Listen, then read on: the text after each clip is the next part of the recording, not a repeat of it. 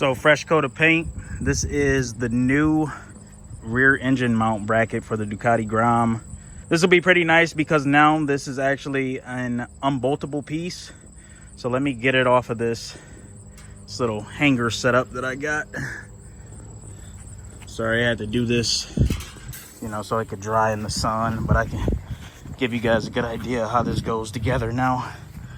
But basically, you can see how it's two tube mounts. This tube mount right here, which is actually a larger OD, this slips between these two threaded bosses behind the engine. You can see I actually had to cut the old mounts off. It was kind of a pain to mount this engine in here, especially with the older mounts, because they would slide up and basically mount against these faces in the rear.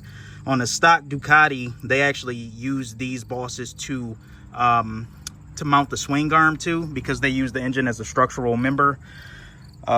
So these bosses are extremely strong because they go through so much more load, you know, with it being attached to a swing arm as opposed to me using it as a static mount. So this piece right here actually slides between those two. And then I have a threaded rod, which, where did I put it? Oh, right here. So that's an M20 rod, M20 by 1.5 thread. And then I have this, I believe this is a grade 10 bolt. I'll have to double check because I may end up upgrading this. But this grade 10 bolt goes through that hole right there, which is tied into the center spine. So that's like the main structure that the swing arm and stuff is mounted off of. And then that bolt slips through this rear hole right here. And it goes, you know, across the bike. So it'll be pretty nice having this be removable. And then just as an extra safety measure, this bolt, like this thing that's shaped like a banana up here, it ties into that bolt with the rear subframe, which is like an M10 or a M8 bolt. So it's just a, you know, an extra safety measure that we're taking, extra attachment. But so far it looks pretty stout. I will have to grease this bore up really good because I do not want that thread to seize in there. But yeah, I'm thinking this should work out pretty good. I did have it mocked up temporarily, and then you know, just to check everything, and it works great. You can see I got the engine halfway loose. I got the two front mounts in, but the two rear ones allowed me to drop it enough to slip this mount in, because it is a pretty tight fit. But once I dropped it, it came out pretty easily. So I'm gonna get this installed. Like I said, I do have to grease up this bore really good so that stud doesn't get seized in there. But everything is a nice tight fit. And yeah, I'm gonna get it installed and show you guys what it looks like. So let me do that and then I'll be right back. All right, so I managed to get a lot knocked out. You can see I got the jack underneath the engine right now, holding it in its home location. Make sure nothing moves. But you guys can see I got the mount in. I was able to paint up where I had to cut off, went over it with a flap disc, got it nice and flat, and then paint it back here as well, because you know, that was bare. But mount is in, upper mount is tightened, and then the main through bolt, which is like an M10 bolt going straight through this spine section back here, that's all tightened up. I got to take these nuts off because basically these will be tightened against the case on each side. You can kind of see that stud sticking out right there. And then I got some Nordlock washers. One thing that I actually glad that I'm addressing now, because I forgot to do this when I got the bike back from powder coat, and this is, you can learn from me, this is why you don't go, you know, rushing to put stuff together. But when I got the bike back from powder coat, I forgot to clean off these mating faces where the main engine bolts bolt up into the frame. Because basically with the way that this engine is mounted in the frame, the actual frame is basically on top of the engine. And this made somewhat like a Ducati. The only difference with my setup is the frame isn't relying on the engine to hold everything together, because with the stock Ducati, they actually use the engine as a structural member. So the casing on this engine is insanely strong. And basically you would have the swing arm bolting to these bosses in the rear of the engine, whereas I'm just using that as a static mounting point. So you got these studs up here, and the reason why I'm mentioning this is because with these Nordlot washers right here, that prevents these nuts from backing off. You can see those two 12-point nuts right there. And if you tighten this against powder coat, you will get inaccurate torque readings. These torque to like 40 foot-pounds, if I'm not mistaken. So, you know, you don't want to tighten this against powder coat because it's a chance that it could loosen up. So I'm glad I'm actually finding out that I made a mistake and did that when I put it together, because, you know, if those come loose while you're riding, that's a bad day. There's no way around it. That is a bad day if those come loose. So I got some fresh Nordlot washers on there. You could typically get away with reusing these, but since I got, you know, a lot of them, I might as well just put a fresh set on there. But yeah, I'm gonna get these torqued up and get the engine all buttoned up, so that way I can start putting the plastics back on. I'm gonna try to get it filled with coolant today, and somewhat in a position to where I could probably start it up again today, because it's been like 2 months. So so I want to try to get this thing knocked out, and yeah, pretty much go from there. But let me just give you a walk around what this looks like, because I didn't take a video of this when I got the bike back together, when I got it back from powder coat last time, because I just, you know, I got a late start, so I didn't really have time to really document it. So that's my bad, but you can kind of see how things go together. So you got the tube structure there, comes up here, triangulates into the front neck. I got these are ZR1 LS coil packs too on each side, and then, you know, I had to spruce it up with the red titanium bolts. Got the coolant hoses. I like this stuff because it's like super flexible. This is a BMRS hose. Probably I'll be running that on a Hemi truck build as well for my coolant system and all my fluid lines. But it's a tight fit with this engine, but it fits in there. It fits in there really snugly.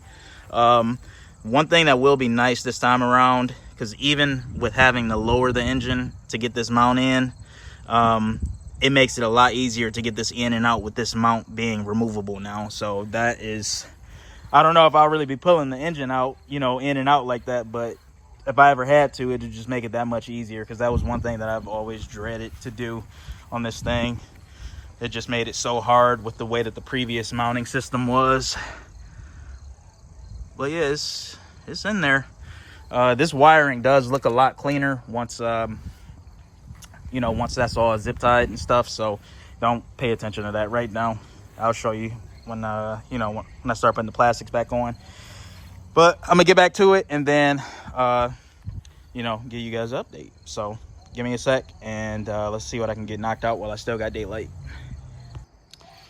All right, so I'd say we made some progress. Pretty much got everything back together. I have not taken this thing for a test ride yet, but you know what? I thought, what better way to do it than to bring you guys with me on a test drive 20 miles away to a cycle gear meet. So I think that'll be our test drive together. We'll see how it see how good of a wrench I am.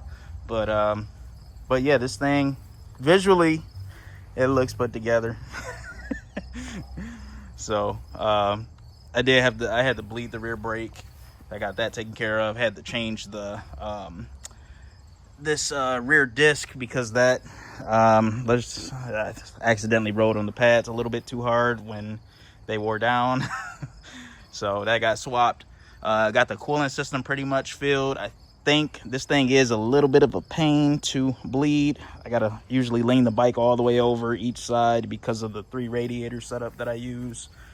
But overall, I think we should be good to go. So I got the Insta360 X5 mounted up. I got the Ace Pro 2 on my AGV,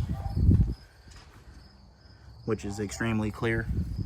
And yeah, and then I guess I want to answer this now because a lot of people have been asking. The gearing that I run on the bike is 1439. No, I'm sorry, 1539. I had a 1540 before, and I ended up going to a 1539 to bring the chain up a little bit higher in the front. And But yeah, should be pretty torquey. The sprocket ratio is extremely similar to a stock Panigale, even on the 12-inch wheels. So all right, yeah, let's get this thing started. You know, I might as well take this Mo ride ready to flex the push to start. I have it down here too. This is my Fuel Tech Nano Pro Gauge. I gotta make a 3D printed mount for this so it can stay in place, but I can have a push to start button on this, and then I also have like a 2-step button. You could do a bunch of stuff with this. Have different gauge layouts. You see the 2-step button, but it can also have an engine start button like this.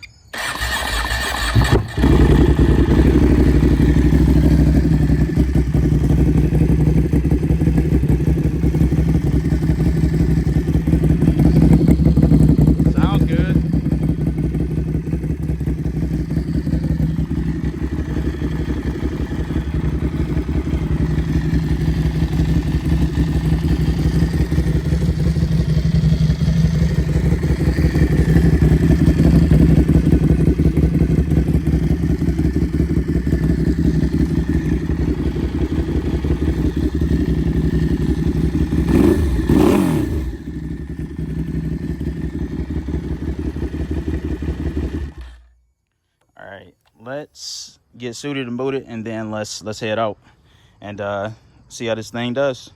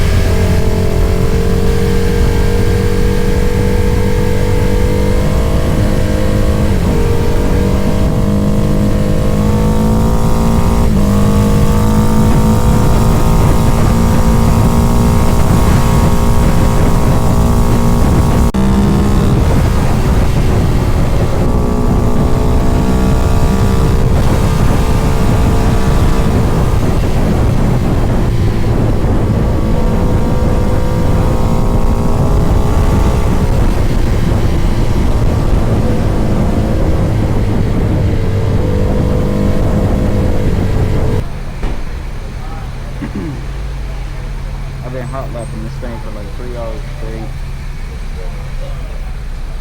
Finally time to fill up.